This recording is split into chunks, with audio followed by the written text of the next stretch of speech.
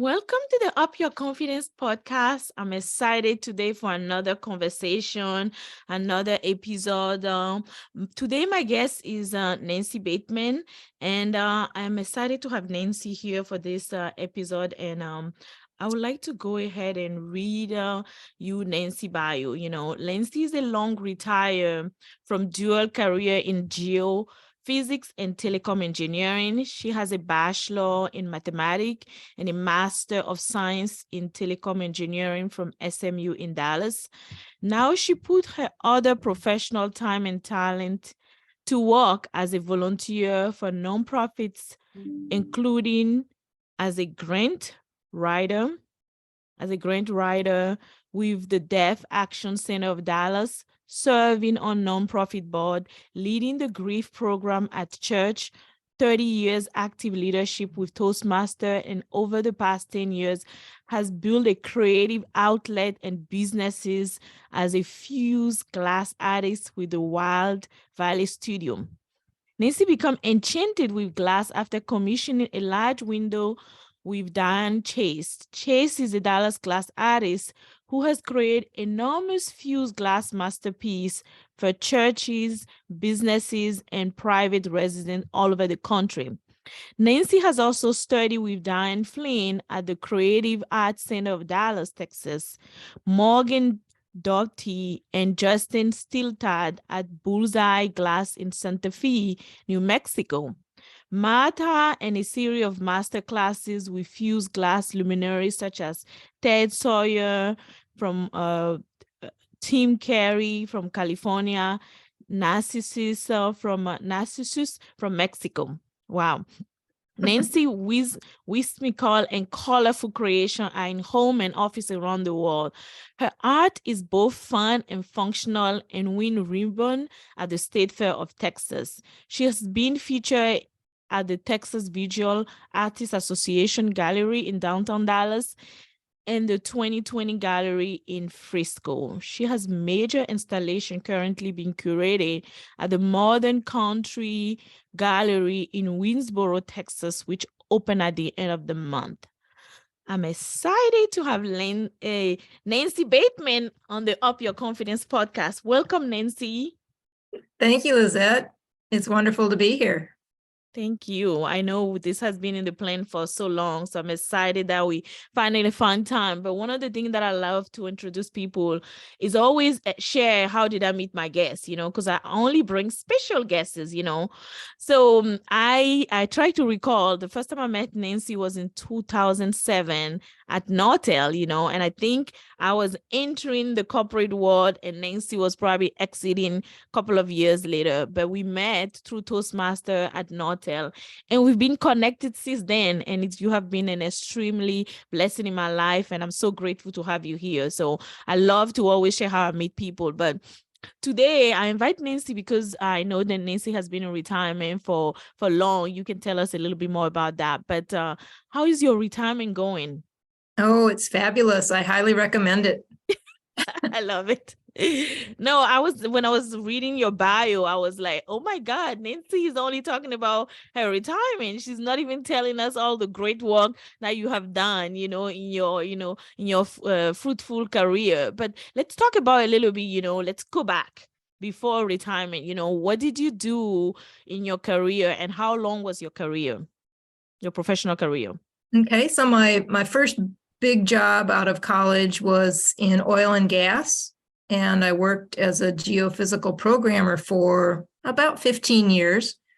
And then as oil and gas kind of went in a spiral down, I took a master's degree in telecom engineering and moved into the telecom world to be a programmer there, but I ended up in systems engineering instead, and then was pulled from that and put in a leadership role reporting directly to vice presidents for special projects. So that was also about 15 years. And I actually exited in 2003, I think. Oh, okay. No, 2006. So I was out. 2006. I was out by the time you and I met. Okay, yeah, Yeah. 2006. But Okay. I was still able to attend the Toastmasters program on the Nortel campus. So that was a nice continuity point for me. Cool. This is Yeah. lovely. Yeah, I think I knew that, but I didn't know like the exact time. So you had like 15 years. Was it intentional? Like the 15 and the 15? Or was it No, just that's just kind of how life works. okay? In a good way, in a good way. So Yeah. so you pretty much had like two different career, one in the oil and gas and the other one in the telecom. So, and oil and gas because we were in Texas, that's what was happening then. But then why did you go from oil and gas into telecom? I'm just curious.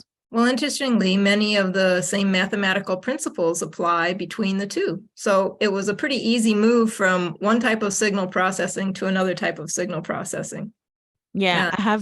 I have so many questions to ask you about your 30 years career, but that's not a podcast for it. So we're gonna talk. But then I want to talk about like how did you plan for your retirement when you were not like your last 15 years, right? How did you decide that it was time to retire? Well, there were several things in play. One, the company was going through some tough times. So everybody started thinking about what their next step would be. But most importantly, probably 8 years before that, I put together a group of people and we subscribed to a retirement newsletter called The Motley Fool. And we'd get one of those a month. It was paper copy. We'd get one a month. We'd read it. We'd discuss it. We'd discuss how it worked with the information we were getting, how that worked with what we were doing in our savings and retirement plans. And it was eye-opening in many cases, because not only did they talk about your pension and if you had one, I mean, most companies don't offer pension anymore. Right. They talked about the pension, the Social Security, and your private savings and ways to manage those things. We, the first fellow and I that put this together would invite other people in, and we slowly had a small group that would have pretty good and engaging discussion every month.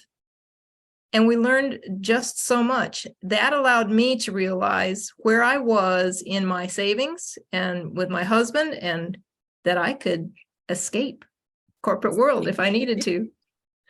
So two things that I just learned that I need to continue my subscription with Motley Fool, because I don't know, I've been a subscriber for so long, but I don't even read the content anymore. So I need to like maybe go back or find something like that. But that's a good, good idea. So they have several subscription options, and this one was called Rule Your Retirement. Rule Your Retirement. As opposed to investment management. It was called Rule Your Retirement. And I highly recommend that for at least a year, because over a year, they're going to cover the fundamentals across each piece. Yes. So that gave you a lot of confidence into like, maybe I can do this, and yes, we can. And then you started the plan. So that was the financial part. Let's make sure that we're ready for it. And Nortel was also going through a lot of turbulence time. So it was like, yeah, maybe there should be an exit. But beside that, because I mean, when we look now, 17 or even 18 years later, literally like 18 years later, I see that you are like flourishing. So what was your plan of things to do? Because maybe you got the financial plan created somehow on paper, but then what was your like activity plan? Like, what were you going to do? Because you were like an engineer in leadership role. So what was your plan from there? Right. That's a really good question, because I didn't have as good a plan as I thought I did.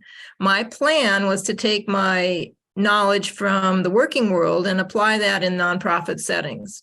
That was not seamless, because people didn't know who I was or what I could bring to the table. And it took a while for me to find a path into service in the nonprofit world. I was lucky enough to be involved with a couple of organizations, environmental organizations, who needed someone to do project lead work. And that gave me a foothold. And with that on my resume, it was easier to get into nonprofits. So why nonprofit though? Were you already doing something with nonprofit prior? I was raised in a family where you did service. Okay. And volunteering and service with whatever skills you bring to the table was an essential part of life. Both of my parents were great volunteers. They were both teachers in their world. My mother then became an executive director of the Y and had a business career in that regard. But they were both routinely and intentionally giving service. And when you volunteer for something, you put a different part of your heart in it than when you're at work. Right. And volunteering and nonprofits on boards or as a grant writer just makes it, to me, it's just a little more delicious way to offer services. I love the deliciousness of it. So you were a full-time employee, and then you start doing the working with the nonprofit. Did you go into it as a full-time as well, or was he part-time kind of a gig? No, just for fun, a gig work, because mostly what I found was nonprofits needed two things. They needed help with the general governance in the office. They didn't get the same training that you and I got in the technology world, where you had organizations, you had PLM, you had project management, you had ways to measure and routine meetings to tell where the projects were. So just helping them understand that these were opportunities within their staff to have a monthly meeting or a weekly meeting and just touch base with everybody was a huge thing for them. And grant writing, well, that was a whole new world, but I did a lot of proposal writing in Nortel. So that was an easy transition right there. It's fundamentally the same. What are you going to do? How are you going to do it? What's it going to cost? Where's the money? Yeah, so it sounds like because I want our listener to like pay attention here. So it sounds like that's what we call transferable skills. It's almost like when you have a one job, because I do coach people for career coaching, and it's like somebody's used to be a teacher and now they want to go in tech, right? So usually when I'm talking to them, I'm like, let's talk about your skill set as a teacher and how you can transfer it. So it sounds like it's the same thing. Your skill set Exactly. that you had as a leader in a tech space or engineering, you were just packaging that and then helping the nonprofit, but not in a huge way where you like working on 9 to 5 every day, but then trying to help as much as possible and Right. make it more fulfilling for you. Right. So and not taking the work away from them. I mean, I can't do the work. The agency that I do the most work with is called the Deaf Action Center. It is led by people who are deaf. So I have to have an interpreter when I'm working with them. And the opportunity there is huge because people who are deaf often cannot speak and therefore are literally rarely heard.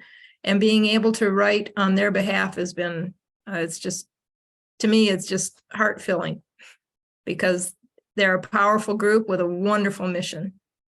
awesome. Yeah. So definitely the service, piece that you have drove you into those directions. Now let's come back and talk about the art. How did you discover the art part? Because the nonprofit, I think I remember I felt like that was a natural progression for you. Especially knowing you from Toastmaster and having the leadership skill and the servant leader in you. But then the art, what happened? How did we stumble into that? Was it a stumbling situation? Well, it was kind of a stumbling situation. I had taken art classes at the community college here for, many different classes, mostly in painting, oil painting, and watercolors. And try as I might, I wasn't that good at it. Although when I look back now, I go, I wasn't that bad at it. It's really interesting how critical we are of ourselves when we're trying to learn something. And of course, the teachers are much better than we are because they're the teacher and they know those things.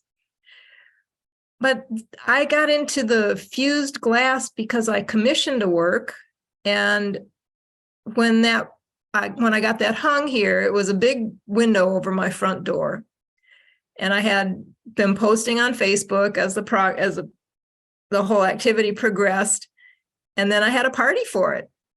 Now the window over a door is called a transom window. So I had the handsome transom hanging party. and just had an Nice. open house on a Sunday after church where people could come and go for a couple hours. And I had the artist give a talk about what fused glass was, because it's different than stained glass. In fused glass, you put the glass together, you put it in a kiln, you bring the heat up much as you do with ceramics, not quite as hot as ceramics, and then it melts together and creates a whole beautiful picture. Right. So she gave these talks. I was hoping to get her another commission. Nobody nibbled. But at the very last talk, one of my friends said, "Do you teach?" And I was like, oh my God, in that split second between her question and the Oh, artist's answer, my head went, of course she teaches. She's got a big table with 4 chairs. Oh my gosh. My head's just going crazy. And she says, yes, I could take 4 students, and 4 hands went up in the room right away. So nice. November of 2014, 4 of us started taking classes, and 3 of us continued in this art form. So that is when it started. It was not even your idea. I didn't even know what fused glass was 4 months before that. Wow, but you were curious, and I know I want to talk more about your art, but there's a question that I was like really in my heart, because I see that you are super passionate about it. I've seen you, have a speech on it in Toastmaster Club and show us your different pieces. I still love my little gift that I got, on all the color. It's on my nightstand. I love to see it, it's like a ritual for me, especially the little heart. So I love it. And I can see your passion through it. And now that you've been doing it for almost a decade, right? So because you said 2014, so almost a decade that you've been doing the fuse art. Because I mean, 2 questions in my mind. Why art? Were you even an artist before? Were you interested in art in the past, like before the whole engineering? Well, I was always creative, but I was more creative with writing than I was with tactile art. And that is because as a child, I was told, you're not that good. Now, as a Okay. Take child, that note, is a parent. painful message. And as women, we hear that regularly, right? You're not that good. But oh my Lord, we are that good. We're Yes. beyond that good. And as my mother used to say, thankfully, most of us are like Ginger Rogers. We can dance the same dance just as fast, backwards and in high heels. Love it. Love it. Because I was thinking before the episode, I was like, where did the art come from? Because I'm sure it did not came, 17 years ago. It was, it was a little gem, in you. And then it just blossomed at the right moment when you were able to take the class and maybe have the calmness to learn it and then just get better at it. I mean, you've been doing it for a decade, so you get better with each pieces, right? And get more creative. Right. So in oil and gas, I was in computer graphics and working. I mean, this was long before all the tools that we have now. So it was mechanical, and you had to figure out mathematically how to make something column wise or how to draw lines. And it was quite an interesting way to implement art without having to take up a pencil and a piece of paper and draw something. Yeah.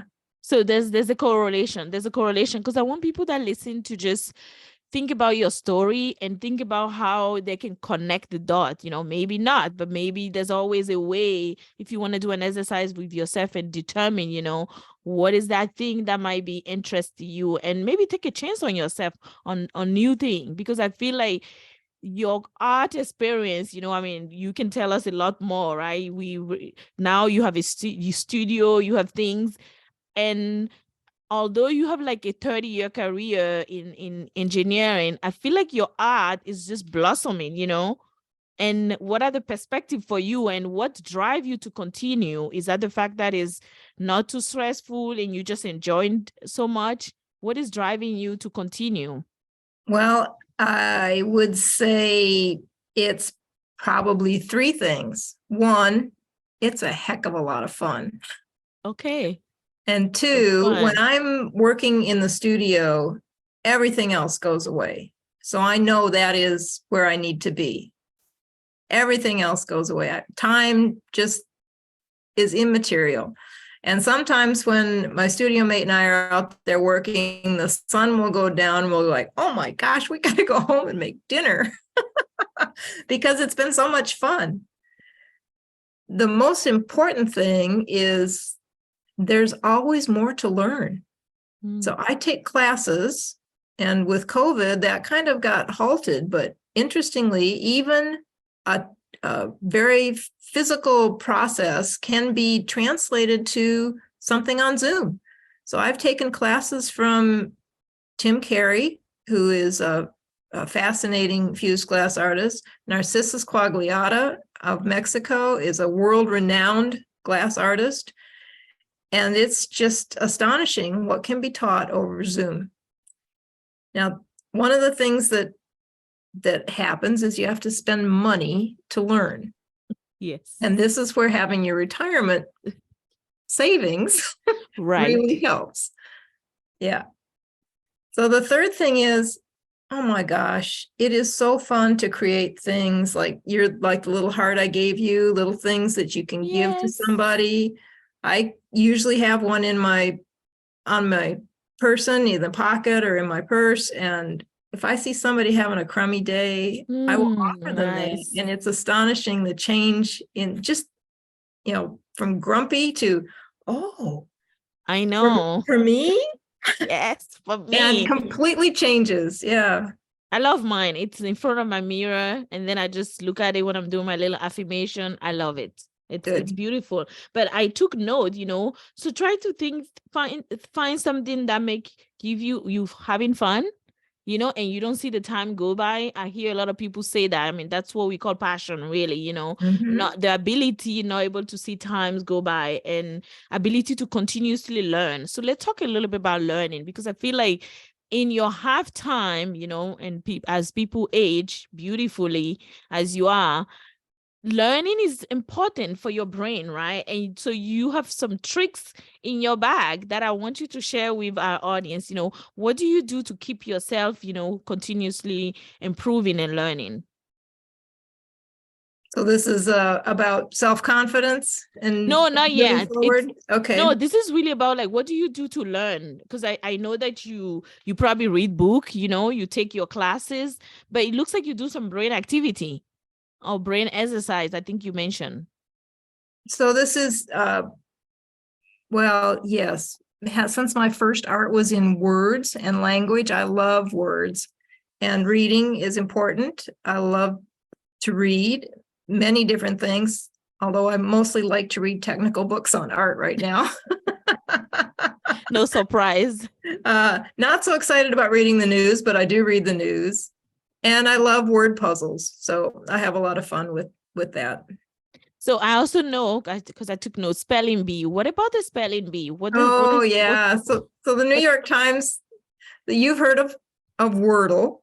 Yeah, I've heard. I've never tried. Wordle, yeah. Well, Wordle is they give you 7 characters, 7 letters, and it's based on Scrabble. So you have 7 letters and you're supposed to make, you have 5 letters in Wordle and you're supposed to make a word. So there are others. Spelling bee is like Scrabble. It has 7 letters and you have to make as many words as possible. Ooh, and they have their own list of words. And if you get all their words, you become, you get a little affirmation, nice, or great, or amazing. And if you get enough, you become genius. Those are just there are few things more fun than being told you're a genius. Yes. So what does a typical day of yours look like? Because your art, it sounds like you can be in your studio for the longest time. So do you feel like it's consuming your day? Is that enough for you? Or how does that work? I never get enough time in the studio. So my day starts between 6 and 7. I'm up and limbered up and ready. I go for a 5-mile walk with my neighbor. Between 7 and 8:30, we really step out and have a good time. And then I come back and I do more reading and get my day set up if I've got responsibilities that need to be taken care of, that quiet time in the morning is really helpful for me. And then I spend most of the afternoon in the studio, typically 4 or 5 days a week. Try not to interrupt that time because I love that time. But it doesn't really matter as long as I get some time there. And because it's a thinking process, a building process, putting in the kiln and cooking process, and then you have to clean up and adjust it and maybe put it in the kiln again. There's many things to do that just going by for half an hour can help. Yeah. So do you plan the day where you have to build, the day you have to do different process, or you can do all in one day? Probably not. Well, if the kiln's busy, that's the only thing that can happen in that regard in that day. So we have projects in many states of presentation, things we're thinking about. Like I've got a big commission that I need to get going on that I'm still in the thinking mode, and the person wants it delivered, and it's like, I haven't quite thought it all through yet. And a lot of things in life are that way, right? You have to think about it, and finally you get the fulcrum tips, and then you've got the energy and the knowledge to do it. Right. Awesome. Yeah. So what would you say, let's go back to like the planning in your retirement, because I love your story. What would you tell somebody that is my age, not thinking about retirement right now, probably need another 10 years or so before I start really thinking about it? What would you say, like 2 or 3 things that they should start thinking about, we talk about the monthly one, but like, how do you start prepping yourself for such things? Well, the most important thing is to have an idea of what it will take to be retired. And I really think focusing on the money is very important. So you need to fully understand where your money will come from and how that will work for you. Now, I would like to talk to people when they're in their 20s rather than your age, because that's when you have to start saving. Right. And put as much as you can that your employer will match into that plan. Save as much as you can anywhere else. And then cross your fingers that you're wisely investing it. Yes. And then you will probably have enough money at the end when you're ready to retire. And if you're lucky and you inherit some money or find monies elsewhere, marry into it. I love a lot of people don't have that liberty of marrying into some money or marrying someone who can also bring money into the program, right? Yeah, I love the finding the money some other way. Yeah, don't spend a lot on lottery tickets. Let's quantify that a little bit so that people are not confused. But I love that answer. So for you, I feel like you are super keen into like make sure that the financial piece is planned for ahead of time, right? Mm-hmm. But I feel like, which is crucial, and I appreciate that a lot. But I feel like in this economy, young people don't even want to think about that. They just want to live their life. They call it live the best life as much as possible. Young people don't even want to have a career anymore. They don't even want to be in a company like how you had the opportunity to be in Nortel for 15 years, right?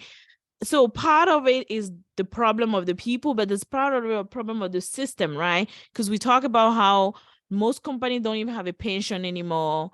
Most companies that have retirement, the kids are not even doing it, or not even doing the matching. So are you concerned? Am I concerned? For my generation or for that generation? Like, how are they going to retire? I am. I have no children of my own, but 2 nieces and 2 nephews. And one of them is doing very well and is excellent at saving his money. The other 3, I'm quite concerned about. Because 1, they don't make a lot of money, and 2, I know they don't save money. So that's going to be a big surprise at the end when all they have is hopefully some Social Security. There are so many ways to do the things you want to do in your retirement, whether it's travel or art, or which are both things I like to do. Um, but the fact is, you can't do it if you haven't planned ahead for it. And you're right, young people. I mean, that wasn't top of my mind when I was in my 20s, but my mother, when the IRAs came out, which was way back when I was in my 20s, nobody had Okay. IRAs Oh, before so that. IRA is not like 100-year-old thing. Okay, that's good to know. So Nope. IRA came out while you were in your 20s. Mm-hmm. Okay, So, good so to know. that's like 45 years ago. She said, Yeah, less than there it. is no way you're not doing this. You have to do this. And she was really savvy. I mean, she raised a family on a very small salary that my father made as a college teacher. And she knew a lot about money. She managed all the money in the household. So I did that. My brothers Okay. didn't do that. So knowledge is power. And usually what I've learned is it's not really about how much you make, but it's really about how you save and how you invest what you have.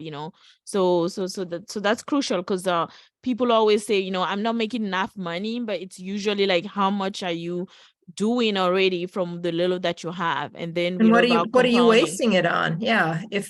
Well, because that's what most of us do. We Yes. mindlessly spend on coffee. If you're buying Yes. a $5 coffee 5 days a week, that's $25. That's And then $100 a month. you multiply by the number of years, then it become Yeah. like, yeah, that's Yeah. the scary part.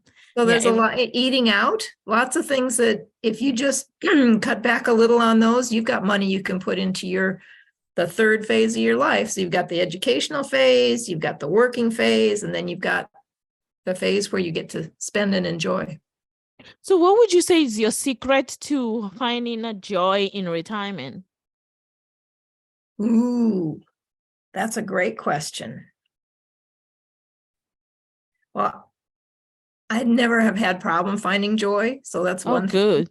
Good. So Yeah. that was like built in, like, as we call it in engineering, right? It's like built in already. You always find joy. But then what is your secret? Maybe that's what you need to share. Like, because one of the things that I was trying to figure out from you is all these things that you're interested in, were you like that in your corporate world life already? Did you have that much flexibility, creativity, enjoyment already? Why? Because I mean, with my generation, people are like, I mean, I have not been to an art studio ever in my life.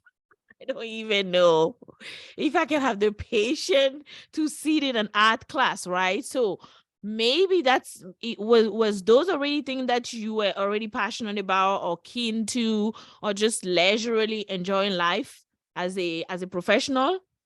Well, I've always had outlets, either physical or artistic, not in necessarily creating. I mean, because I was told I wasn't an artist when I was little, I decided, okay, I'll buy art.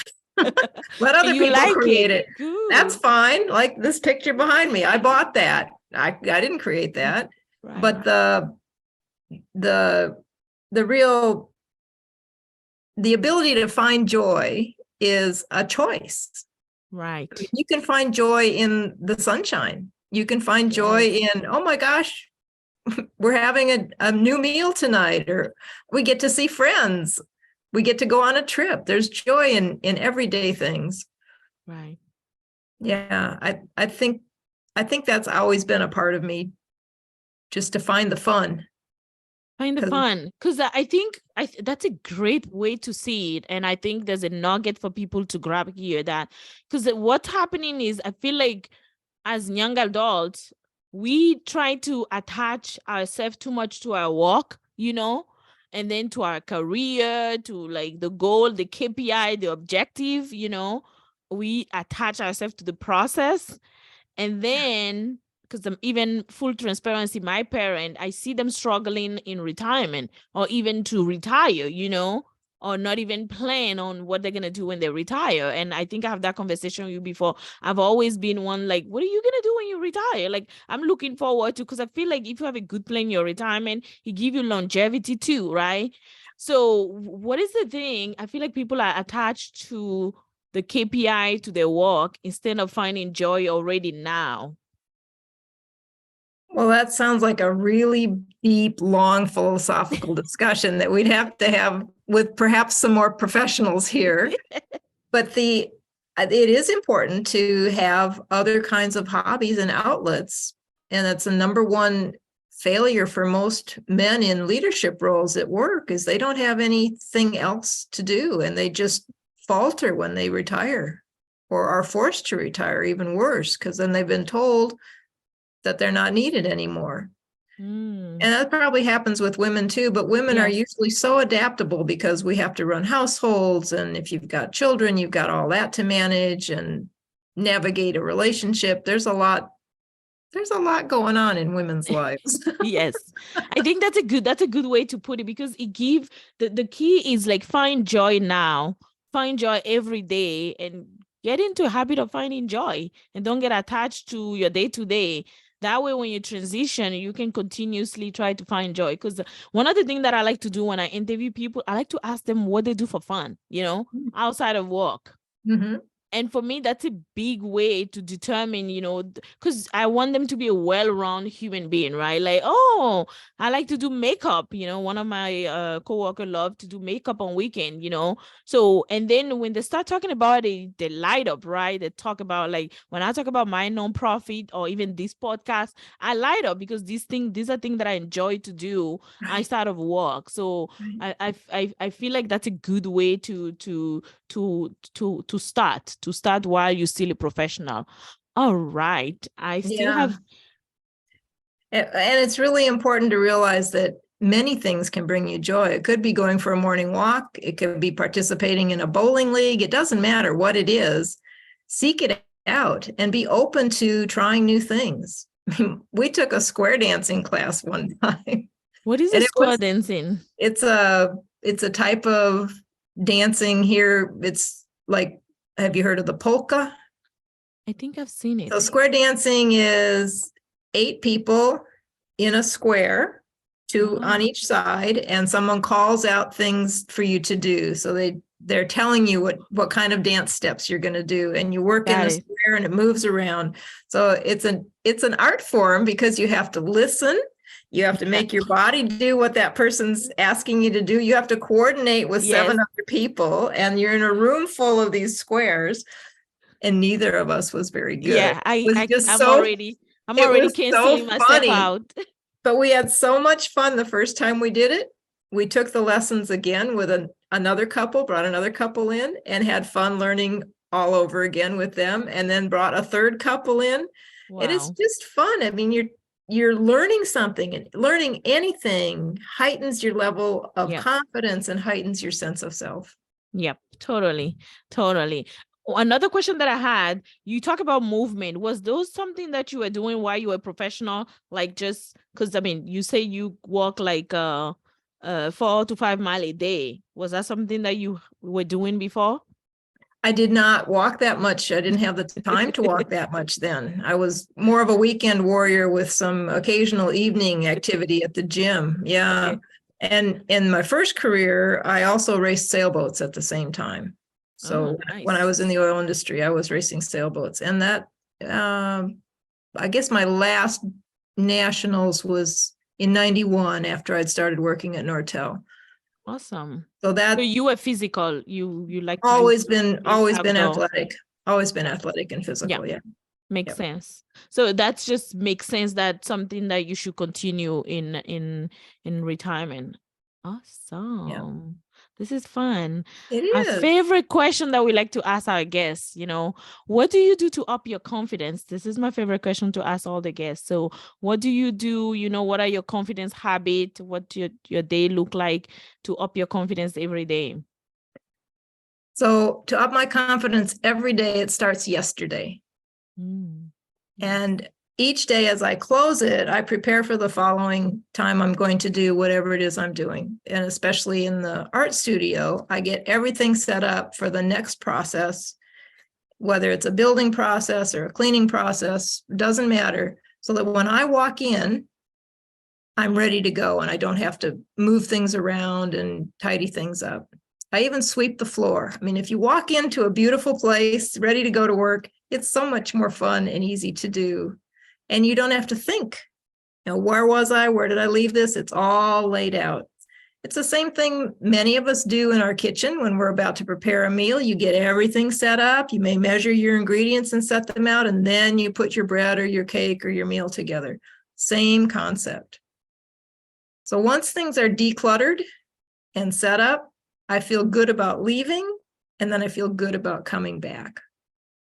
In the mornings when I get up and go after I've gone for my walk, I like to work on the Wordle and Quartle, which is 4 words at a time, and the spelling bee. And as I mentioned earlier, spelling bee gives you these little affirmations when you get a number of words that they say nice or amazing or great or genius. Genius is my favorite one. Yeah, and it's just so much fun. And on some days I can't get enough words to get to genius. And then I have to bring in my husband to help out, because we don't want to look them up. We want to use our brains to make it work. And together, it's a really fun collaboration process then. And we're sitting across the room yelling, I got one. And together we're genius. And there are few things better than being genius with somebody else at the same time. Right. So yeah, it's just finding little ways to make yourself feel better. That's a fun way for me because I love words and I like spelling. He like my husband likes to tease me that this is my mutant skill. So Okay. there's a game called Bananagrams where you have little letter tiles and you make words, and I love that one too. The other thing is, the last thing we do every day is we read the comics out of the newspaper. There are few Ooh, things more pleasant than going to bed at night chuckling because you read fun and funny things. that is interesting. Yeah. So don't read something dark and heavy. Don't take your technical books to bed. Read something read something light and funny, and just go to bed with a smile on your face. You'll wake up so much happier in the morning. Wow, I love that one. I mean, I love the whole process, but the end, because I can relate, because I love comedy a lot, a lot. I was just telling somebody 2 days ago, like every Sunday night, I go on Netflix and try to find like the latest comedy show that I can watch, or movie, comic. I love comedy because I feel like, laughter is the best medicine, they say, right? But then if you can add a daily dose of it, that is Yeah. like, Yeah. that is a shot of a good shot of something Yeah. positive. That's great. And So you both laughing share it.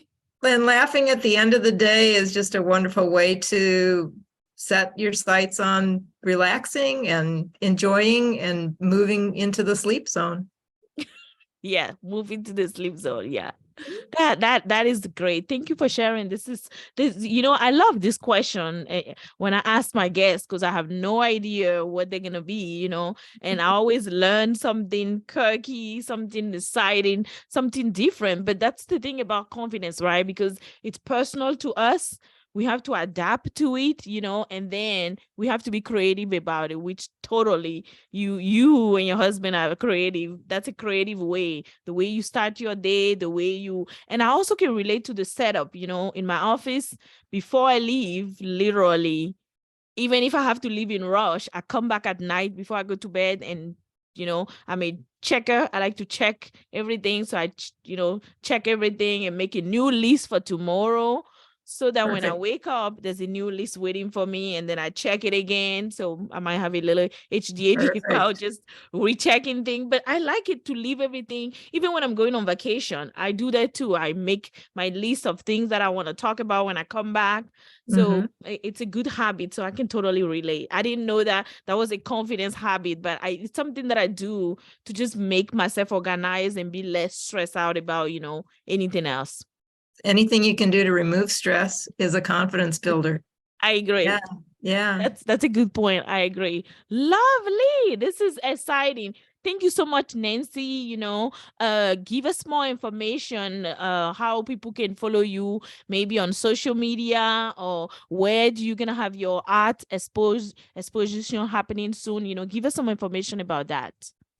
The gallery show in Winsboro, Texas, opens on June 17th. It's called the Modern Country Gallery. And I can give you that information to put with the post if you'd like. Yes. Yeah. I'll put it in the show notes. So I typical, don't have a website or anything yet, but people can find me on Facebook. yeah. I'll share your Facebook, and I know that you do post a little bit about some of your so when are you gonna get to a point where you're gonna start teaching fuse glass? Oh gosh. So That's like the next. I'm asking you the same question that the lady asked, right? yeah, I am not in a situation where I can do teaching and as in classes in our studio, but I do welcome people one at a time to come in and experience this, because it is a very different kind of art form and it's not one that's well known. So a lot of Right. people will see things like this and they'll think it's ceramic, but it's glass. Right. And once they learn what it looks like and what it feels like, here's another piece. This Yeah, one's a little beautiful. more obviously glass Yes. because it's got transparency and translucency. Right. But the one at a time, I can handle one person because it's not that big a studio. But there are places people can take the classes afterwards if they are inspired and want to go do that. So when am I going to teach? Never in a big way, Okay. because that part of my life. But you don't know. You don't know. That part of my life's gone. Now I'm happy to help. There's other people I know who do teach, and I'm happy to go and be part of their program and be the extra hands and eyes that they need. So when you do an art exposition, does people get a chance to buy those PCs? Okay. All right. That's good to know.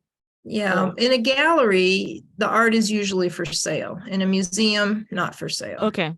So that's the difference. Yeah. Right. For those of us that are like very novice, so in a gallery, there's a price and you can actually purchase it. But in a Correct. museum, it's just for show. For you to see and experience the art. Showcase. Yeah. Awesome. I've learned a lot. I'm sure we've learned a lot about, your career, getting into retirement. Definitely the financial piece is extremely important so you can have peace and joy. You can find peace and joy everywhere, but you have the latitude to actually do things that you enjoy and have pleasure into it. So I really enjoyed the experience. Thank you for sharing your story with us. I'm super excited to have you on the podcast, and I cannot wait to talk to you very soon. All right. Well, thank you. I really enjoyed talking with you, Lisette. We've explored some new things too. It was fun to have the discussion. And I just want to leave you with one thought, and that is when you're looking at something new, if it both excites you and scares you, it's probably the right thing to do. Oh, this is good. Because it means you are right at the edge of a growth opportunity. And that's where you have to be to learn.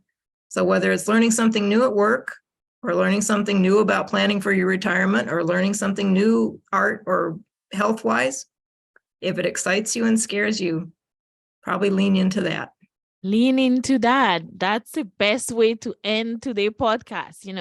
If it's exciting and it's also a little bit scary, that is where you need to be. This is good. Yeah. Thank you so much, Nancy, for your nugget. And stay tuned, people. Thank you so much.